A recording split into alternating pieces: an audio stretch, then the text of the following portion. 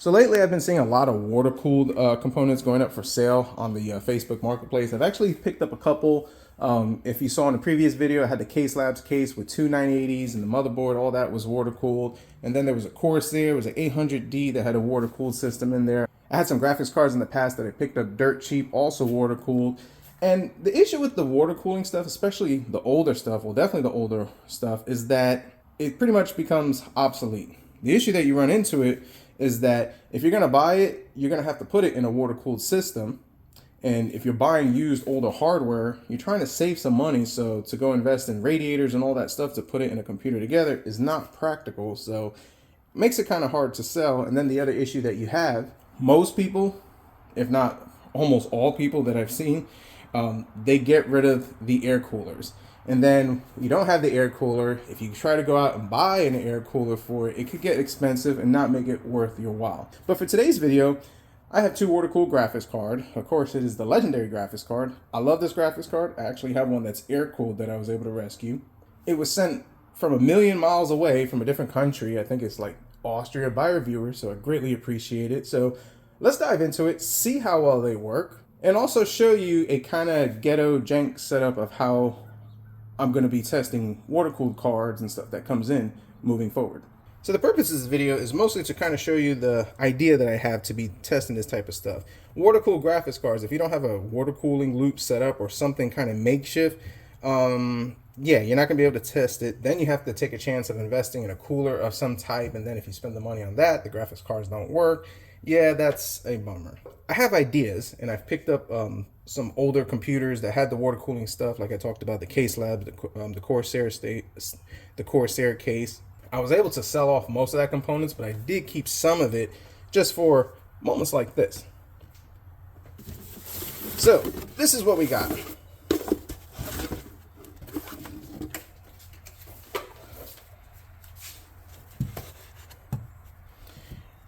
And this is so cool. So this is two 1080 Ti's SLI, and I mean, back in the day, this would have been flippin' sweet. Now, these 1080 Ti's, they're still no slouch. They still game very well. I've been fortunate that I've been able to scoop them up real cheap lately, anywhere from about $60 to $80. And then when you throw it in a used gaming PC with a 1080 Ti, it moves real nice. So this started with a viewer reaching out to me. He offered to send this to me, and then as a bonus, folks, chocolates. I don't know how to pronounce this. Mozart, Kugelin, whatever. These chocolates are fantastic. The missus and the little human have been going to town on them, as well as I. And yeah, I can't be more grateful and thankful for that. Yes, I'm thankful for the graphics cards, but I think we're more thankful for this. All right, so let's get this apart. Now, I would have done a dedicated unboxing of this. Actually, it was pretty interesting, but I was getting ready for work. This was dropped off, and we had issues, folks. The chocolate kind of melted, got all over the place, so I had to do a cleaning to make sure that the chocolate just didn't mess things up, and it was pretty gross. It kind of looked like somebody pooped all over the place on it, if I'm being honest. So I had to clean it up. The box got damaged. I mean, shipping and handling is not a thing here. It looks like my mailman just dropped it like 20 times. But then again, these things are heavy. So no fault of the viewer. I just think that, you know, the shipping companies need to be a little more considerate. But it is what it is. I've had that happen with cases and just any and everything. So it's all good. So as you can see, our front I/O, these blocks are pretty hefty. And yeah, everything looks pretty good. Now, it is tempting just to take this thing all the way apart and just really clean and dive into it, but I think at this point we're just going to focus on setting up this loop and seeing how well these things perform. And now that I think about it, I think what I'm going to do before I start putting this whole loop together, let's make sure these things fire up. All we're going to do is just make sure we get a screen. The heatsink and everything is enough for just, you know, to be passive and just cool it and without a load, so we'll be fine. And you gotta think of it this way: they have that 0 decibel mode for the fan versions, so kind of the same concept. We're not gonna run a load. We're just gonna make sure that this thing gives me a video before I waste all this time and effort putting it together. All right.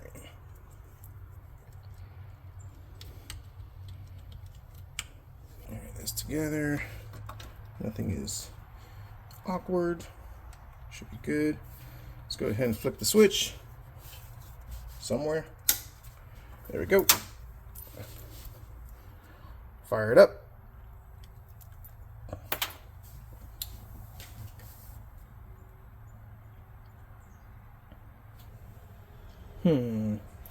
I got the white light. All right, let's turn it off.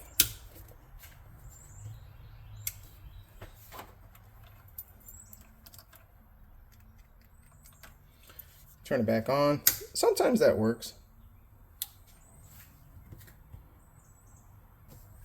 I wonder if it needs to go in the bottom one.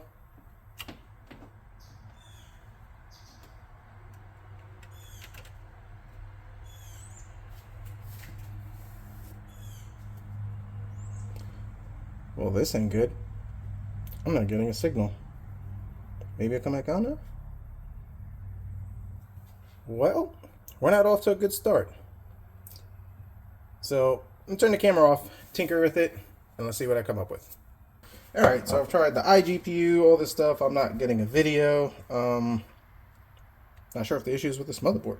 But before we dive into that, let's try this. Let's take this apart. We're trying to go use the passive cooling to see if this thing works. It could be an issue that this one's not allowing this one to display. It could be a bunch of different things. Of course, resetting the BIOS will do that too, but I can't get to anything because, well, you know, these cards are in the way. Let's pop this thing out. Slide this down over there. And let's see if we could unscrew this.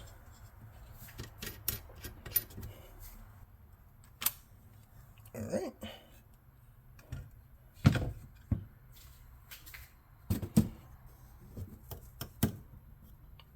Man, hardline tubing, pretty nice. Make sure there's no water. I mean, I doubt water survived at this point. Let's go ahead, let's pop this in by itself. I think what I am going to do, just to give myself a, you know, running shot. Little alcohol, clean these traces. Maybe chocolate got on them. Clean this up, well, dry it off, wipe it. That should be better than what it was. Go back in.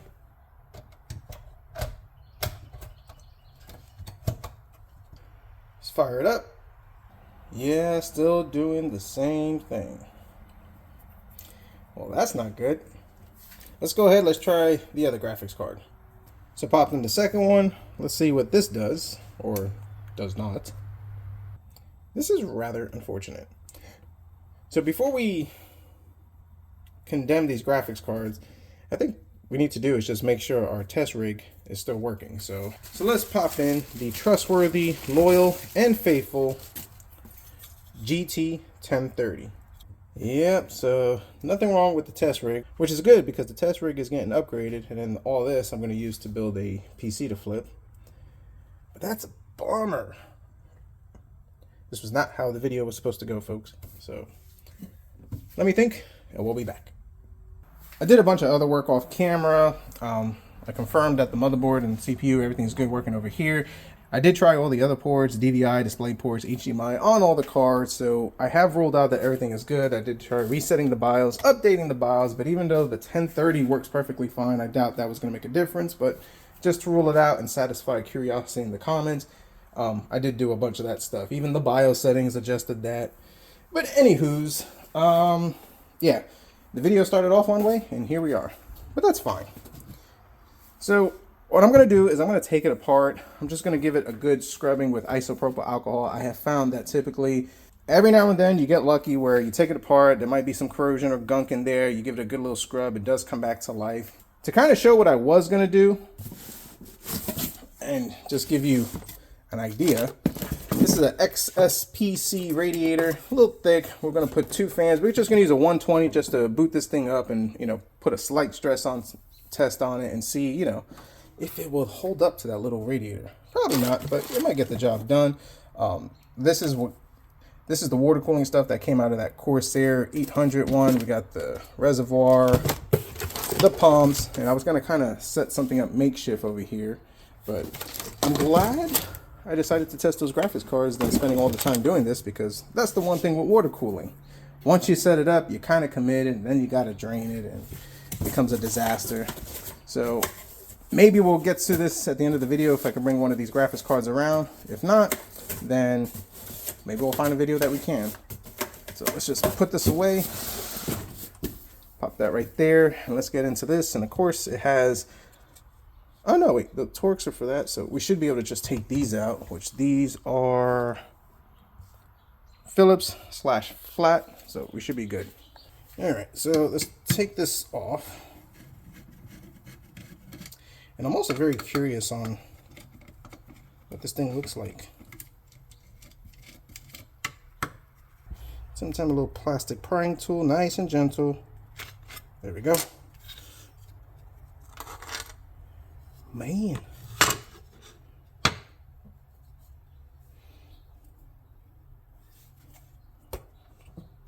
Not sure if that's water or...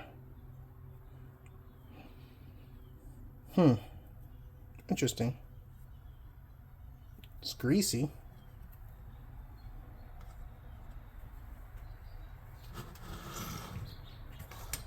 I mean, this thing just has all these things everywhere.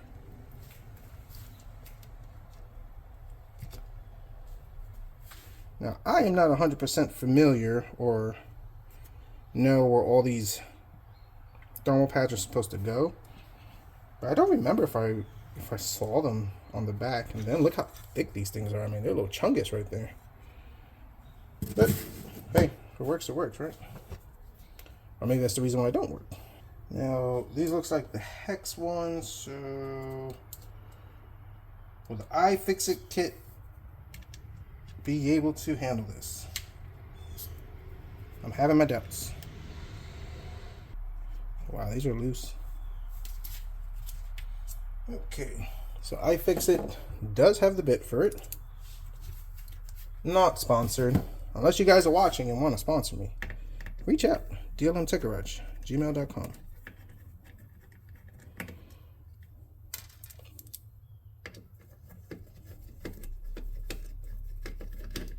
Yep, get everything off.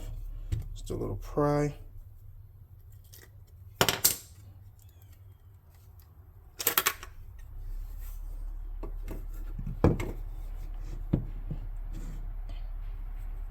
Thermal paste is not bad. All right, let's get all these pads off. I will say these pads feel like decent quality, because typically when you take them off, they just fall apart. So, you know, we're winning.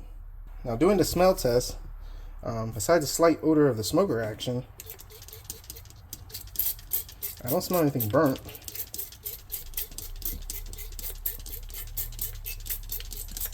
So we're just gonna soak this thing down. Wipe this off first, because this will make a mess if you're not careful. Get that thermal paste out. Let's take a nice soft bristle toothbrush.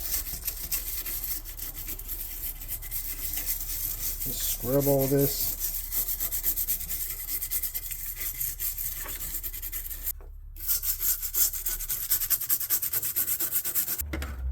Just kind of damp it dry.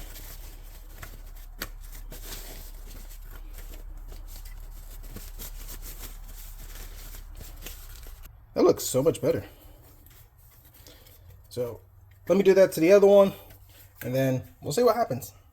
So I decided to change things around a bit. Here's the thing. I got a lead on 2 air coolers, and if I could get these things to come around, that's a big score.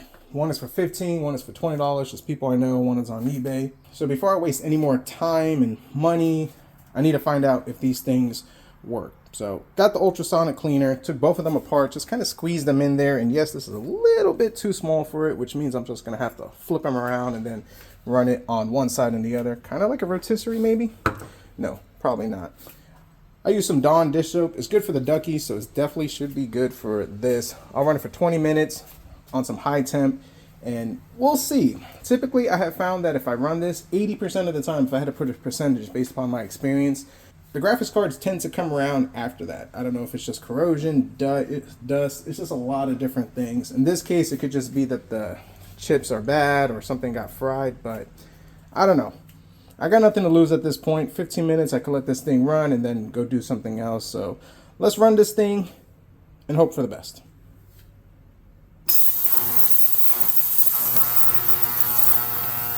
Gosh, I hate that sound.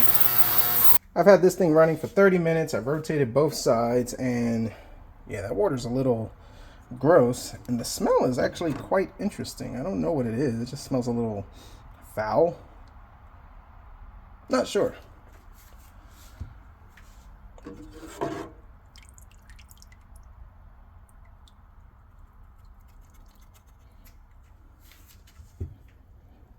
Don't know how well you can see it, but there is some sediment in the bottom. Some grime came out from these chips. Pretty interesting. So now let's take this to the kitchen, hose this off, and then we'll blow it out. Pop this right here, and I'll clean this a lot better once I get two hands, but I gotta fix my camera stand. It's a little jacked up. And we're just getting all the suds and every other little grime. This seems so unconventional, but it can work. Does it work? Sometimes, sometimes not. But at this point, we have nothing to lose and everything to gain. So let's finish this up.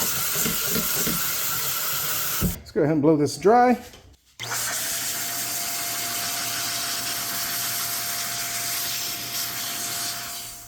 So this is ready. I just put on some cheap thermal paste. Now, here's a funny note. Somebody in the comments got really mad at me because in the previous video I called it thermal grease. Well, thermal grease. That's what they call it. I use that stuff for like testing and low-end builds, and it works great. A lot of people have recommended switching to the pads for that. Haven't gotten into that yet. I'll look to it in the future, but for now, this works. So let's just pop this on just like so. Let's just pop it like so. I just want to see if I get a video. All right, fire it up. Here goes nothing.